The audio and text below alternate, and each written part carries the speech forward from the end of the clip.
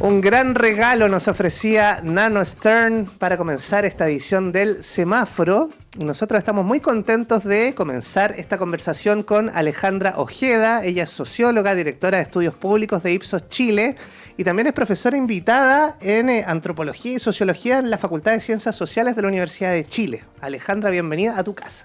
Muchas gracias, Nicolás. Muchas gracias por la invitación. Y qué bueno que se releve también que soy de la comunidad Universidad de Chile, porque es una vida ligada a la Universidad de Chile. Claro que sí, pues. Egresado. Vamos a cantar el himno también. Por supuesto, por supuesto. Un gran orgullo ahí por la Universidad de Chile. Bueno, vamos a hablar de un interesante estudio que ustedes han publicado recientemente en Ipsos. Y el titular dice: 54% apoya una ley que sancione discursos de odio por orientación sexual o identidad de género. Cuéntanos de esta edición del informe desarrollado en conjunto con Fundación Iguales, el informe 41 de claves Ipsos, que encuestó a 800 personas con el fin de identificar las principales opiniones y comportamientos de ciudadanos y ciudadanas. Efectivamente, el informe claves Ipsos es un informe que sale todos los meses. Aborda un tema de contingencia, un tema de interés público. A ver, estamos en la lógica de, o sea, nuestro objetivo es dar voz a las personas y comprender con mayor profundidad muchos de los fenómenos que están pasando. No livianamente, no preguntas, o sea, nos interesa saber efectivamente con un enfoque profundo qué están pensando las personas al respecto. Bueno, y en esta edición en particular salimos en forma conjunta con la Fundación Iguales. Teníamos muchas ganas de hacer cosas con ellos desde hace un rato. Y decidimos que íbamos a hacer algunas preguntas, levantamos este campo entre el 20 y el 21 de mayo y consultamos a 800 personas de todo el país. Y primero una visión un poco más general respecto de cómo están los derechos de la comunidad LGBTB, y eso por un lado, y por el otro lado, cuál es la relación de la comunidad con temas de salud y con temas de educación, cómo están siendo tratados fundamentalmente, o cuáles son los desafíos en la materia. Bueno, muy interesante. Quisiera relevar, por ejemplo, siempre nos interesa mucho la educación, ¿no? Y el 66% de las personas consultadas indicó que se debe contar con orientación o protocolos para acompañar a estudiantes LGBT en temas de salud mental y bienestar en las escuelas. Aparece como una gran preocupación. Aparece como un tema tremendamente importante y con mucho apoyo. Ahora, mira, a mí me gustaría comentarte también, nosotros hace una semana atrás sacamos un informe global en Ipsos, donde estuvo medido Chile y 25 países más, ¿ya? Entonces, y nos da algún contexto para poder entender estas cifras que estamos mirando acá. En principio, cuando tú miras este 66% de apoyo que dice se debería contar con orientación o protocolos para acompañar a estudiantes LGBT en temas de salud mental y bienestar en las escuelas, 2 de cada 3 personas que responden a esta encuesta nos dicen sí, efectivamente. Y uno dice, oh, mira, ¿no es cierto? Estamos en un momento de mucho apoyo, de mucho progresismo. Se reconoce, ¿no es cierto?, las necesidades de la comunidad en este espacio, en escuelas, en sitios públicos. Hay una triste noticia al respecto, y es que si uno mira en muchos temas que hemos medido en Ipsos a través del tiempo, observamos que hace 5 años atrás el apoyo, el reconocimiento de los derechos de la comunidad LGBT, ¿ya? La necesidad, el apoyo a mayor visibilidad, por ejemplo, en los espacios públicos, en la televisión, en los espacios culturales, etcétera, era mucho más alta que lo que estamos observando hoy día. Entonces, lo que vemos son apoyos en la medida que se observa el otro en un espacio individual. Pero cuando lo llevamos a espacios colectivos, en el fondo, ¿no es cierto?, a la convivencia, al observarte, al ponerte dentro del espacio público, vemos retrocesos importantes, Nicolás. Qué interesante tener esta perspectiva que también nos permite comparar con la región. Y quisiera volver a Chile y a este estudio que dice casi la mitad de las personas consultadas, el 49%, respaldó la idea de proveer tratamientos hormonales a adolescentes transexuales que cuenten con el consentimiento de sus familias y el apoyo médico. ¿Cómo ha ido variando este indicador, por ejemplo? Y también si lo podemos comparar a nivel regional. Sí, este lo medimos aquí localmente y esto yo creo que este resultado es tremendamente importante en el marco de esta encuesta, porque este es un tema que está en discusión hoy en día. Y de alguna manera la resonancia de las redes sociales lo Bueno, estamos en año electoral además, entonces hay eslogan fácil o conclusiones muy fáciles que de repente se presentan públicamente y nos ha creado como esta sensación de ambiente como que hay una oposición muy fuerte a proveer de tratamientos hormonales a adolescentes trans. Y lo que estamos observando es que la mitad de las personas nos indican que efectivamente cuando se trata de adolescentes trans, siempre y cuando haya consentimiento de la familia y acompañamiento médico, están totalmente de acuerdo con que se les provea tratamiento hormonal. Entonces, ojo con eso, o sea, se nos crean algunas fantasías y algunos estereotipos en relación a posiciones que son más ruidosas, podríamos decir, o que tienen mayor cobertura eventualmente, o que están apareciendo en forma más permanente en las redes sociales, pero finalmente, raya para la suma, lo que estamos viendo es que esa oposición no es tal, es un 26% quienes estarían en desacuerdo, pero un 49%, la mitad de las personas consultadas, quienes están de acuerdo de proveer estos tratamientos hormonales, y esa cifra es importantísima en estas discusiones hoy en día en este país. Seguimos conversando con Alejandra Ojeda, socióloga y directora de estudios públicos de Ipsos Chile, y en ese sentido vamos a hacer un doble clic porque me parece muy interesante que los consultados y consultadas señalan que en el caso de los médicos y profesionales de la salud, solo 1/3 de las personas considera que tienen la preparación adecuada para atender a las personas trans. Por eso nos parece editorialmente, desde la Radio Universidad de Chile, tan importante hablar sobre estos temas, ¿no? Profundizar. Por supuesto, y no solamente eso, sino que además cuando uno pregunta al sistema de salud en general, ¿está preparado para atender las necesidades específicas de las personas LGBT? 31%, tercio de las personas consultadas, 3 de cada 10, te dicen no están preparados. Entonces, mira, ayer hicimos conferencia de prensa con María José Cumplido, que es la directora ejecutiva de la Fundación Iguales.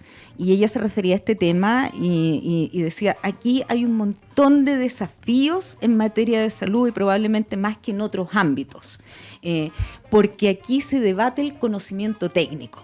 Aquí es donde necesitas especialistas preparados y preparadas para la atención de la comunidad y específicamente en el caso de las personas trans, ¿no es cierto?, que es más complejo aún, porque de la comunidad en general incluye identidad de género, orientación sexual, pero en las personas trans estamos hablando de una transformación. Entonces se producen paradojas, se producen discriminaciones, pero además, más importante que eso, producto del desconocimiento hay decisiones cerradas y hay discriminaciones muy fuertes, muy importantes respecto de las personas trans, que se convierten finalmente en barreras de entrada al sistema de salud, y que hacen que personas de la comunidad no asistan a las atenciones médicas, dado todo este escenario adverso que se van a encontrar y finalmente, o cuando asistan eventualmente, no reciban el tratamiento adecuado. Bueno, interesante también poner esto en el contexto. Hemos tenido distintas iniciativas ciudadanas que abogan por avanzar en la educación sexual integral, que es un desafío. Y también lo que señala María José Cumplido, la historiadora y directora ejecutiva de Fundación Iguales. Avanzar en la reforma a la ley antidiscriminación es clave para prevenir la violencia y los discursos de odio y asegurar que el Estado cuente con herramientas efectivas para promover una convivencia basada en el respeto y la igualdad. Ahora, Nico, tú justamente hacías referencia a un tema que es la educación sexual integral.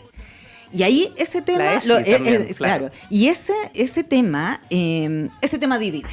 Entonces, y aquí es donde se produce la dicotomía. Mira, todos los datos que tenemos de este estudio, del estudio global que te mencionaba, nos indican que en la medida, si tuviéramos que representarlo en un ciudadano común, lo que observamos es que el ciudadano común le diría a una persona de la comunidad LGBT, yo te veo, yo te reconozco, yo te asigno, te entrego derechos, yo te reconozco la necesidad de derechos y la profundización, pero es como de esta raya no pases hacia acá, ¿ya? Entonces, ¿en qué se observa esto? Por ejemplo, se debería enseñar educación sexual integral con enfoque de diversidad en las escuelas, y ahí el desacuerdo se eleva a 27%.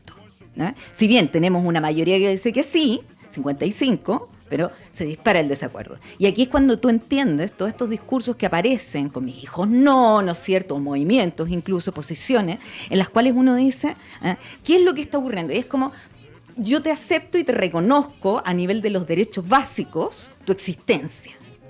Pero cuando entra en el ambiente, o sea, cuando se acerca a un núcleo más personal, cuando entra en contacto conmigo, con mi familia, con mi entorno, vienen las restricciones. Y de ahí viene, mira, te voy a leer un par de datos del otro estudio.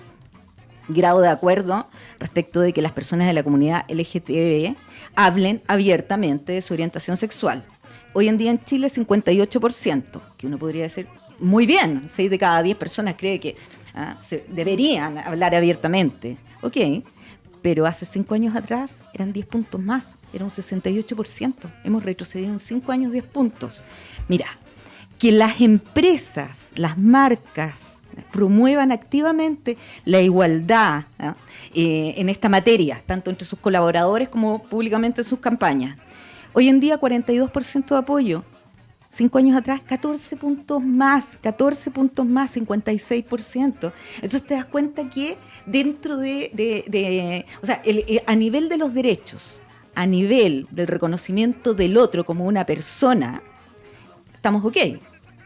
Pero en la invasión, en la visibilidad, o sea, ojalá existieras, pero no me molestes, no me aparezcas, no seas visible.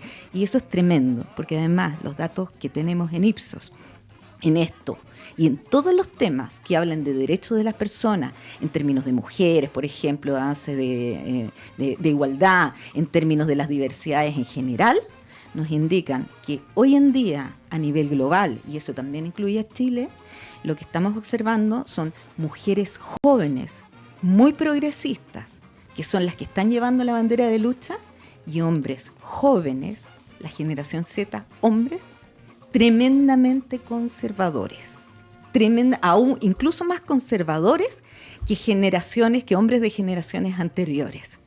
Bueno, entonces estamos en un momento de debate cultural tremendo. Bueno, y muy interesante también, y tú desde la sociología, ¿no? ¿Qué pasó en estos 5 años que explica este cambio o este retroceso en el reconocimiento de los derechos? Sí, mira, yo aquí tomo una explicación que ayer dio María José, pero que también yo la había utilizado en materia del tema de mujeres.